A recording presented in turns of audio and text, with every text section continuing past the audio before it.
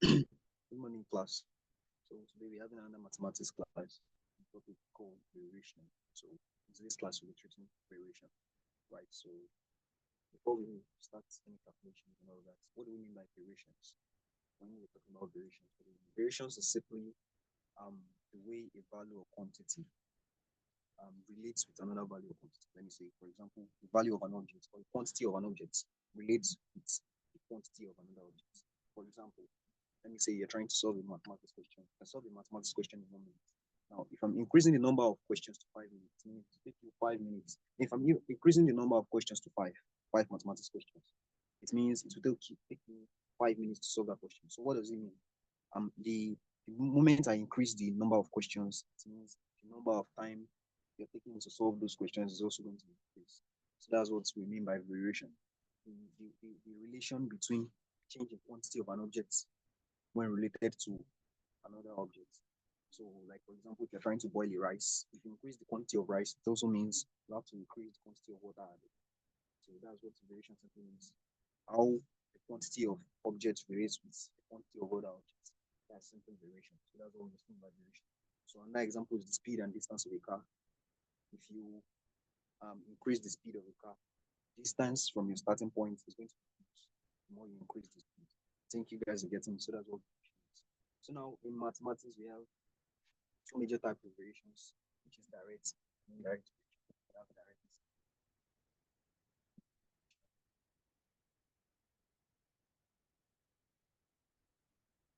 We have direct variation or inverse variation. So we also have other types of variation like joint variation, partial variation. But joint variation is simply a combination of direct and indirect variation. So we'll be treating direct and indirect variation then in our examples. I will explain further on joint variation. So when we mean direct variation, what do we mean? And then indirect variation. So I'll explain in a minute now. When we're talking about direct variation simply means when an increase in the quantity of a value increases the other quantity it is related to. That is, an increase leads to an increase or a decrease leads to a decrease, just like that. For example, like the example I gave earlier, the mathematics question. So if you solve one question in 1 minute, it means if I increase the number of questions, simply is also going to increase the number of time you have to solve. So now, if I reduce the number of questions, definitely it's going to reduce the time taken to solve those questions. That's direct relation. The direct relation in between two quantities, and between two objects, the quantities or values of two objects. So another example is if you're trying to boil rice, something like that. If you have, let me say, like 3 cups of rice, the water you're going to use is going to be, let me say, for 1 cup that you use 1 liter. Just an example. So if you're cooking 3 cups, it means the cups to like 10 cups, it means I'm using 10 liters. So which means the quantity of water is increasing as the quantity of rice increases. So we can say the rice is directly proportional to water in volume. That's cups in rice is directly proportional to water in volume. That's direct variation. It is represented with this sign here, like an alpha. This. So in mathematics, we always use alphabet to say x is directly proportional to y, but I just explained the scenario. So that's what direct variation is. How objects relate to themselves directly. An increase will lead to the increase in the quantity of an object. Why indirect variation? Indirect variation is simply increase in the value of the other objects. An increase in the value of object A will lead to a decrease in the value of object B, or a decrease in the value of object A will lead to an increase in the value of object B. What do I mean? Now, another example is, for example, I have a glass of water. Like I have this glass of water, and I'm about to fill this glass of water. So the more amount of water I pour into this glass, the lesser the let me say the space of the container remaining, or let me say the volume of the glass remaining to be filled.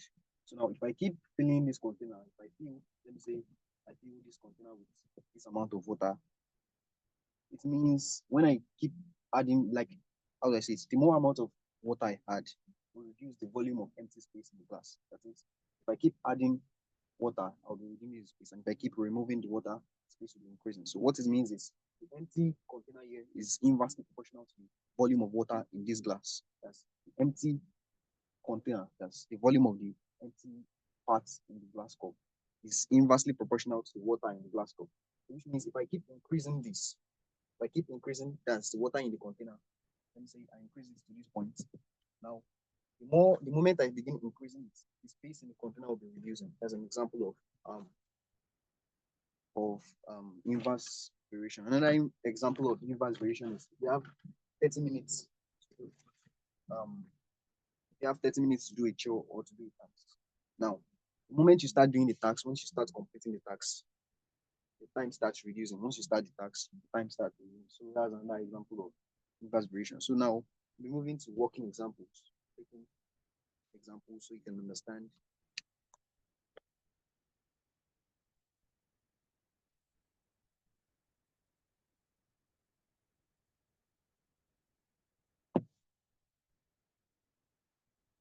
So now, the first example says, if y varies directly as the square root of x and y, when x is equal to 3, calculate y when x is equal to 64. So before we begin with the example, I'm going to show you how we solve questions in variation. Now, when I said direct variation, I mean, I said it is represented with this alpha letter.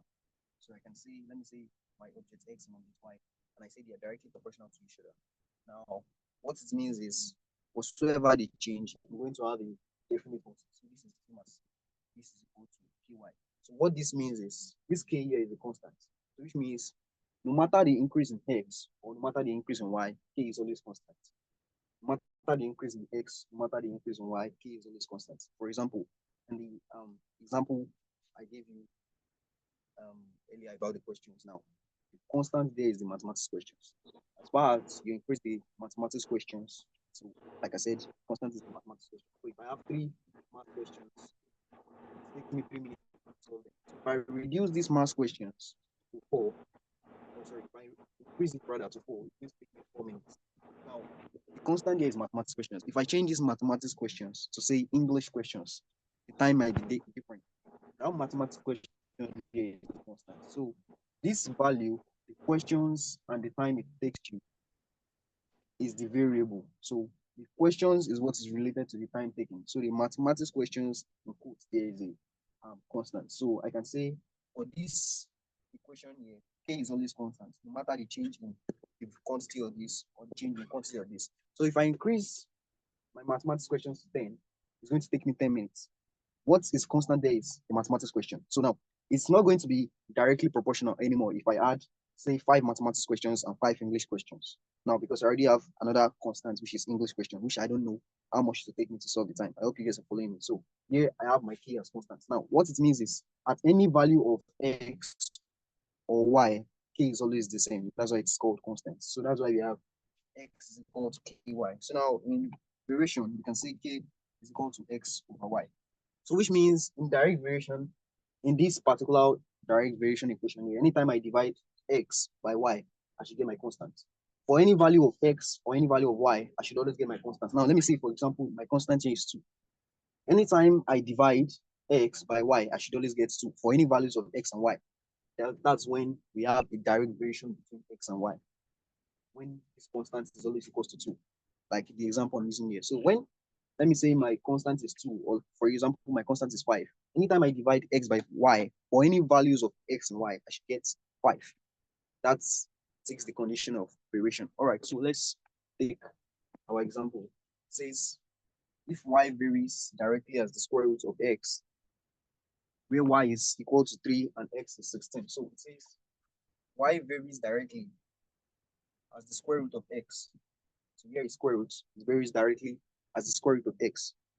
Where y is equal to 3, say y is equal to 3, and then x is equal to 16. So it varies directly as, y varies directly as the square root of x when y is 3 and x is 16. So now the value or the quantity of my y is 3, while the quantity of my x is 16. So now this is the direct variation between them. Now the question now goes ahead to say, calculate y when x is 64. So now the first thing I want to calculate is, I want to calculate my constants. So that even when the quantity of y change, or there is a quantity in change of x and y, my constant will will still be the same. So now, how do I do this? The first thing I want to do is I want to find the formula of this particular variation, just like I did in the first example when I said y is equal to kx.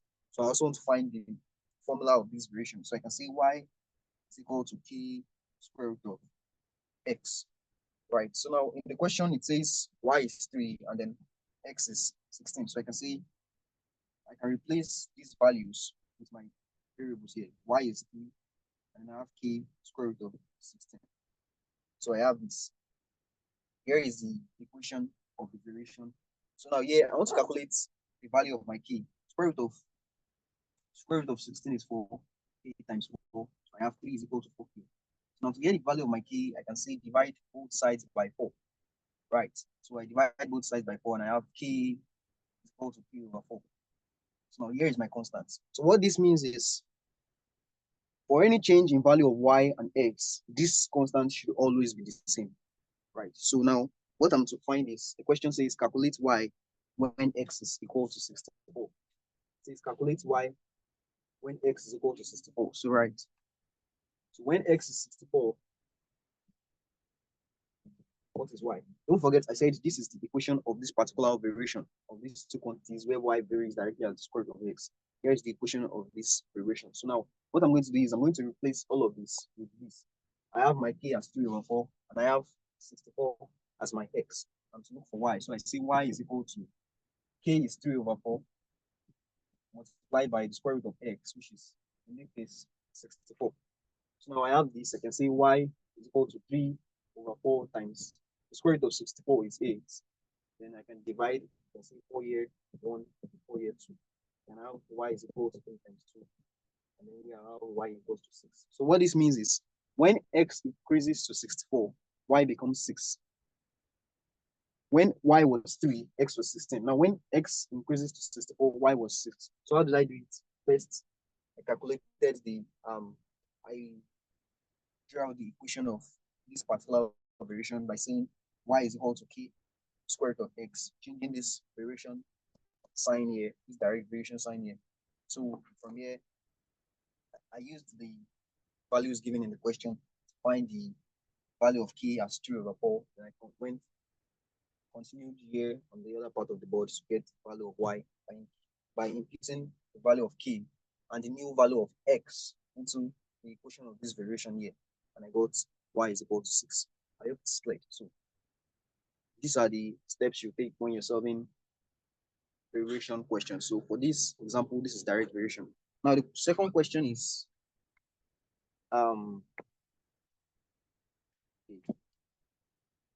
y varies inversely as the cube of root x. So the second question is an indirect variation. So I said indirect variations can also be called inverse variation, right? So it says x varies inversely as the cube root of y. Oh, sorry, rather y varies inversely as the cube root of x. If y is equal to 8, when x is equal to 8, express y in terms of x. So now this question is coming in another form. So the first part says y varies inversely. Now this is inverse. I think I explained, okay. I only explained that of variation, direct variation. So inverse variation, when you're writing inverse variation, you use y is equal to the 1 over then the other quantity. Yes. In this case, my quantity is x. Right? So like inverse of x. Inverse of x is x raised to the power minus 1. And according to indices, this is the same as 1 over x. So this is just the meaning of this equation here. So I can say y is proportional inversely to this to x, which is x raised to the power minus 1, because the inverse of x is x raised to the power minus 1. And then according to indices, n raised to the power minus 1 is also the same as 1 over x. So that's why I have this. That's good. So question says y varies inversely as 1 over x, right? If x is equal to 8, and then if y is equal to 8 when x is equal to 8, express x in terms of y. So now, from here, I can say y is equal to k times 1 over x. And I can say y is equal to k over x. So now here in this question, it says where k sorry, when y is 8 and x is 8, express y in terms of 8. So first thing you want to calculate is the constant. Like I said, the constant. So my y is 8 and my x is also 8. Right. So from here I can cross multiply. So I'll just continue from this side.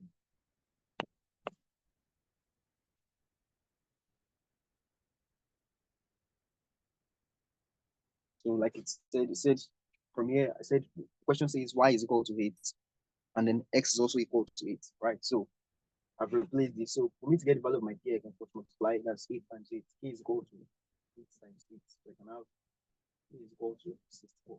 So in this question, my constant is 64. So moving forward, I can say the question also is express y in terms of x. So what it simply means is when you say express something in terms of something, it means relate the value of y using the quantity of x. So what it means is you can just say something like making y the subject of formula, something like that. So when you say express y in terms of x, so now I can say y is equal to, what's my k? My k is 64 divided by x. Oh wait, sorry, there was a mistake in that question. The question says, sorry, I interpreted it wrongly. The question says y varies inversely as the cube root of x. Sorry, I wrote just x. So as the cube root of x. That's my mistake there. So this should be 1 over cube root of x, not just ordinary x.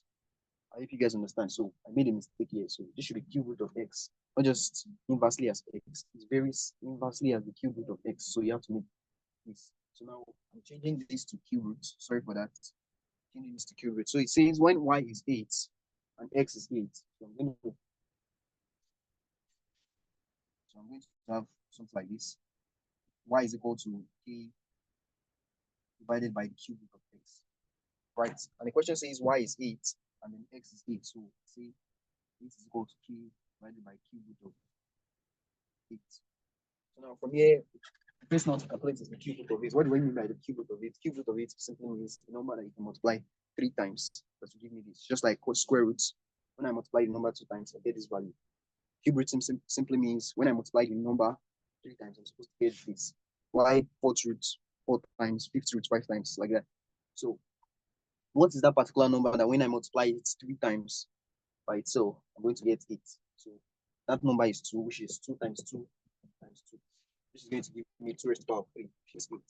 So which means the cube root of 8 is 2.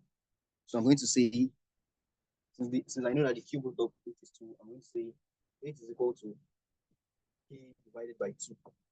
Right. So from here I can cross multiply and say k is equal to 8 times 2. And I can say k is equal to 16. So here is the value of our constants rather. So instead of 64. So the mistake I made was I wrote this as x instead of cube root of x. I hope you guys are following. So I have this as k is equal to 16. Right. So what I want to find in the question says express y in terms of x. So like I said it simply means taking the variable, the value in relation to another quantity. Like for this, in this particular scenario, making y in terms of x, like making y the subject of formula. So I'm going to say y is equal to, where I have k over cube root of x here, I'm just going to replace k with 16. I'm going to say 16 divided by cube root of x. So now here, what I've simply done is I have made the value of y to be related to x. That's simply what I did. So this is my value of y here. Anytime I want to get the value of y, I just have to get the value of x. That's just what it means. When I get the value of x, and I can know the value of my y, that's simply the meaning of expressing y in terms of x. So like making y the subject of formula. So I have this as y is equal to 16 divided by square root of, cube root of x, which is option B. Y is equal to 16 divided by cube root of 3. So that's it. So in this question, the questionnaire can go ahead and say find y when something is something. So what you're simply going to do is you're just simply going to replace the value you're given. If you're given for x, you replace it here. If you're given for y, you add it here, and then find the value of the other quantity. If it's x, if it's y, depending on the question. So I hope that's clear. So we're going to move to the third example. So the third example is an example of joint variation. So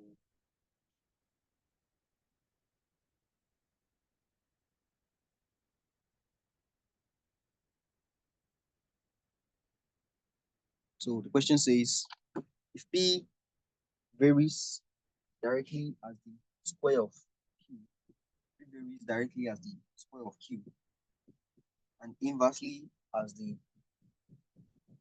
as R. So what I want to do here is, like I said, joint variation is simply a combination of direct variation and indirect variation, or direct variation and direct variation. Just like taking two, how do I say it? You have a quantity is related to two other quantities at the same time. That's just what um,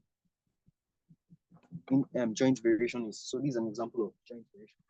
So in this question here, I have P is directly proportional or directly proportional, or it varies directly as the square of Q and inversely as R. So I have this, I represent this like this. So now I can go over to say, I will join these two together and I say P is directly proportional to Q squared over R. How did I get that?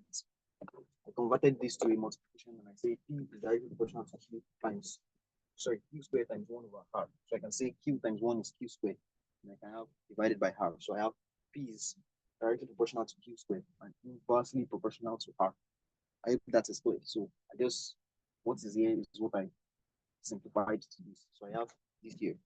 All right, so in joint variation, like I said, you have a quantity which is related to two other quantities in two different ways. So in this case, P is directly proportional to the square of Q, and here as inversely as the square of R.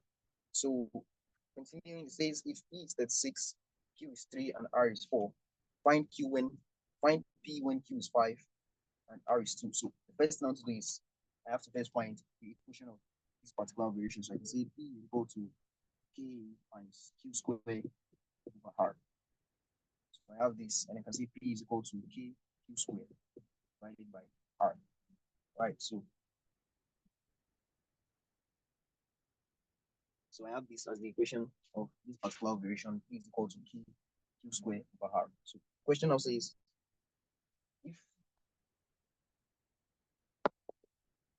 if P is 36 when Q is 5, if P is 36 when Q is 3, rather, when Q is 3, and then R is 4, find P when Q is 5 and R is 2. So first thing I want to do is I want to find the value of my constant. I want to find the value of my constant. So for me to find the value of constant, I have to use these values here, put it into this equation, then I evaluate the value of Q. So first, since my P is 36, and then my Q is 3, that's 3 squared. I have Q squared here and divided by 4. So here I can see 36, if I cross multiply, I see 36 times 4 is equal to K times 3 squared is 9. So I have K times 9. So in this place, when I multiply 36 by 4, I should have 144 equal to 9K. So here I can divide through by 9 to get the value of my K. If I divide through by 9, I should have K is equal to 16. Right, so K is equal to 16. Dividing 144 by 9, I should have K is equal to 16 as my constant. So now here that I've gotten my constant, so what's next is I have to go to the other part of the equation and say find P when Q is equal to 5 and R is equal to 2. So what I'm to write is I'm to calculate P when Q is equal to 5 and then R is equal to 2. Right, so don't forget I have my K as 16. So what I'm going to do is I'm simply going to take these values and input it into this equation or replace it with these variables here. So we have K, I'll put 16, we have Q 5, and then when I have R, I add 2. So here I can see P is equal to my K is 16 multiplied by Q squared, which is 5 squared, or you can say 5 times 5 divided by R, which is 2. So here, if I cross multiply, I'll have 2 times P equal to 16 times 5 squares, 5 times 5, which is 25. So here I can say 2P, which is 2 times P, is equal to 16 times 25. If I multiply 16 times 25, I should get 400, if I'm correct. Yes, 400. So I have 2P equal to 400. Sorry. Now divide through by 2 to get the value of my P. I have this. So I'm dividing through by 2. I'm dividing both sides by 2 to get the value of my P. So I have P equal to 200. So it means when Q is 5 and R is 2, the value of my P is 200, which is option C. All right. So I believe you guys understand this. So I've already given an example of direct variation indirect variation and joint variation. So when in this particular joint variation question, we had P is directly proportional to Q square and inversely proportional to R. So in another question, I can say P is directly proportional to say cube of Q and also directly proportional to, let me say, square of R. So you're going to have something like this. So what you're going to do here is P is directly proportional to Q multiplied by R squared. In this case, where I did multiplied by 1 over R, here you're just going to do it something like this. So you're going to have P is directly proportional to Q R squared, like this. So this simply means P is directly proportional to Q and also directly proportional to R squared. So I believe, so this is the first example was an example on direct variation.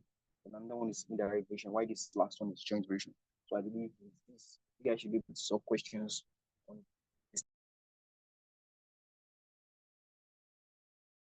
If you have questions, you can ask them before we move on to another topic. I think we still have time. So if you have questions, you can just ask them before we move on.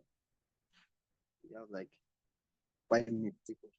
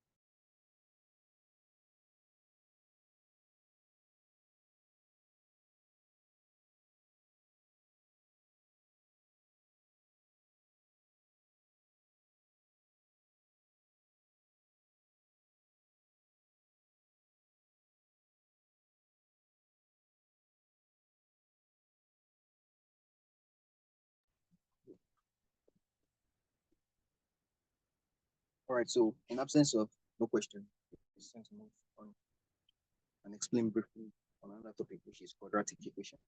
So what I'm going to do in this class is I'm going to be explaining what quadratic equation is. So, right.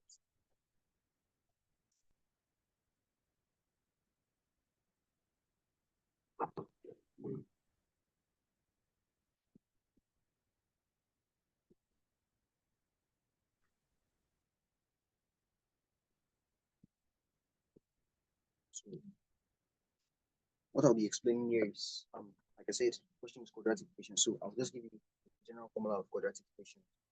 I say scenarios where we can use quadratic equations, something like that. So in mathematics, we have equations that's, when I mean equations, there are linear equations, quadratic equations, polynomial equations, like that. So linear equations are simply equations that have their power are in ones. That is, their root power of one. So for example, linear equation, I can say x plus 3 is equal to 0. It's a linear equation. X plus y is equal to 1. This is a linear equation, something like that. They are all in powers of 1. So this is an example of linear equations. So now, when you come into quadratic equations is, or let me say polynomials are, how do I say it? They are equations that have powers starting from 4, 5, 6, 3, 2. So now, what's polynomial is simply this. Polynomial equation is just this. Let me say this is raised to the power of y. And this would be bx raised to the power of y minus 1 plus cx raised to the power of y minus 2, like that. So we have 2, and we have a constant k is equal to 0. So that's those are polynomial equations. So quadratic equation is an example of polynomial equations, which the first power starts with 1. So I can say, or like in this example, following this example, I will say x, since my first power is 2, I can say 2, and here I have bx raised to the power of 2 minus, rather, by c raised to the power of 2 minus 1 plus c raised to the power of 2 minus 2 equal to 0. Since I have here 2 minus 2 is already 0, and I have plus. So here I can say x squared is equal to bx raised to the power of 1 plus c raised to the power of 2 equals to 0. So I can say x, rather, x squared plus bx plus c equals to 0. So what I'm just trying to say is the general formula of quadratic equation is this. But then in quadratic equation, there's always a constant here. For in this case, constant here is 1. So what we do in quadratic equation is we represent constants by e. We see ax squared equals bx plus c is equal to 0. So now ax squared is the coefficient of x squared, b is the coefficient of x raised to the power of 1, y c is a constant, is equal to 0. So here is the general formula of quadratic equations. So what this means is our x here is our variable, which definitely always have 2 values because of the square here. Should I say a quadratic equation always have 2 values. That's you get a value for x and you also get you get 2 values for x. In this case, x is our variable. So in questions it might be b or y or something. So for this a here is actually a value, the coefficient of x squared. Y b here is the coefficient of x. Y c here is a constant. So what we do in quadratic equation is I'm just going to show you a quick brief about quadratic equations are being solved. So when you have a quadratic equation like this, like when you are asked to solve for x, you're expected to get 2 values. That's 2 values for you for x. So probably you get something like x is equal to 2 and then x is equal to 1 or something like that. Or you have x is equal to minus 2 and x is equal to minus 4, something like that. So I'm just going to show a quick example. So when we have something like this, ax squared plus bx plus c equals to 0. Now here are 4 methods of solving quadratic equations like this. First method you can use is factorization. You can also use completing the square, but mostly since you're working with objective, I would prescribe or I would recommend you using factorization or almighty formula, which is formula method, or it's formula method. So these 2 methods are what you should use for getting questions in your exams. So and you also have graphical method, which you'll be needing graph for. I'm not going to move into that. So what I'll be teaching in this class is mainly factorization method and also showing you formula method. That's the formula for solving quadratic equations. So now, what I just want to quickly explain is when you're solving factorization methods, how do you go about it? So the first thing when talking about factorization method, like on the word factors, what you should be thinking of is factors. But then when we say factors, factors of what? So now in factorization, there's something called products and there's something called sum. So now the product is simply the multiplication of c, which is the constant, and then the coefficient of x squared, which is a. So I can say product is coefficient of x squared, which is a, times c, which is our constant. So I can have my product as ac, right? Why the sum is simply the value of b, which is the coefficient of x. This is my sum. So what does this mean? So now in factorization, what we are looking for is looking for 2 values that they are factors of this our product here. What are factors? Factors are simply numbers that when multiplied will give our specified value. So when I say 12, when I say factors of 12, I say 4 times 3, 6 times 2, 12 times 1, 3 times 4. These are factors of 12 because when I multiply them, I get 12. 4 times 3, 12, 6 times 12, 12 times 1. So those are factors of 12. So what I'm simply looking for here is factors of my products that when I add them together, when I sum them up, I'm going to get my sum. So what I'm looking for is factors of these products AC. When I sum them up, I get the value of my sum. So let's take a quick example: 2x squared plus say 4x plus 2 equals 0. So I have this. I have 2x squared plus 4x plus 2 is equal to 0. So now here, what I want to write down is I want to write all this. Let me relate this with general formula of quadratic equation. So here is the general formula of quadratic equation. So comparing this two, I can say my a is equal to 2, my b is equal to 4, and then my c is equal to 2. So now let's go over to getting our products. My product is AC, which is a times c, which is 2 times 2 is 4. And then my sum is b, which is 4. So I can take this as 4. My sum is 4. And then my product is 4. So what I'm to do is I'm to get the factors of 4. When I multiply them, I'll get, when I add them up, I'll get my sum. What do I mean? I'm looking for factors of this 4 that when I add them up, I'll get my 4. So what I'm going to do is I'm going to write out factors of 4. So factors of 4, 4 times 1, 2 times 2, and then 1 times 4. These are factors of 4. So now, from these factors, which of them, when I add them up, will I get 4? So actually I can add another factor which is minus 2 times minus 2. So if I multiply minus 2 by minus 2, I'm going to get 4. Right, so these are factors of 4. So I can say 4 times 1, 2 times 2, 1 times 4, minus 2 times minus 2. So when I add these um various factors together, which of them do I need to add together to get 4? It's 2 times 2, right? So if I add 2 plus 2, I'm going to get 4. So I can take these 2 as my number. So what I'm going to do here is I can take these 2 as my factors. What I'm going to do here is I'm going to replace these values here with this. So for example, I have 2x squared plus 4x plus 2. I'm going to replace 2x with the value of this. How will I explain it? The value of these factors. The first factor is 2 and the other factor is 2. So what I'm going to do is 2x squared plus the first factor is 2x plus the second factor is also 2x plus 2. So what this means is if I add these two up together, I'm still going to get this 4. And then when I multiply it, I'm going to get the product, which is 4. So I have 2x squared plus 2x plus 2x equal to 2. And then from here, I can continue my factorization. So those are methods of solving factorization. So in the next class, I'll show you how you can complete this and also how to use formula method and also a quick method on solving quadratic equations after getting your factors without even continuing from this. So after getting your factors, there's a way you can just do it and you have the answer. So we are going to treat that in the next class. Thank you for having me. Have a good day.